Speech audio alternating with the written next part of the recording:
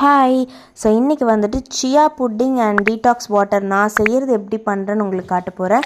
So first ஒரு கிளாஸில் 2 spoon of chia seeds, 1 spoon of cocoa powder and ஒரு glass milk நான் add பண்ணியிருக்கேன். மில்க் வந்து நீங்கள் ஆல்மண்ட் மில்க், கோகோனட் மில்க் எந்த மில்க் வேணால் ரீப்ளேஸ் பண்ணிக்கலாம். ஸோ இதை ஓவர் நைட் வந்துட்டு ஃப்ரீஸ் பண்ணிவிடுங்க.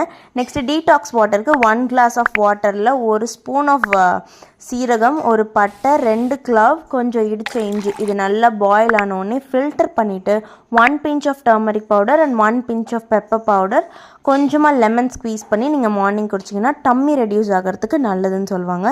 அண்ட் இந்த சியா புட்டிங்க்கு வந்து உங்கள்கிட்ட என்னென்ன ஃப்ரூட்ஸ் இருக்கோ நீங்கள் ஆட் பண்ணிக்கலாம். என்கிட்ட banana, pomegranate, apple and papaya இருந்தது.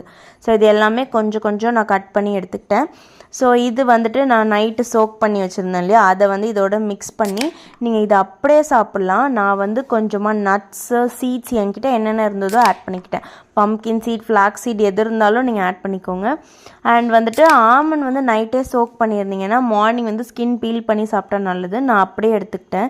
ஸோ இதை வந்துட்டு நீங்கள் மிக்ஸ் பண்ணி ஹனி ஆட் பண்ணால் ஸ்வீட் இருக்கும். இல்லை உங்களுக்கு ஸ்வீட் வேண்டாம், நீங்கள் வெயிட் லாஸ்க்கு ட்ரை பண்ணுறீங்கன்னா நீங்கள் ஸ்வீட் ஆட் பண்ணாமல் அப்படியே சாப்பிட்லாம்.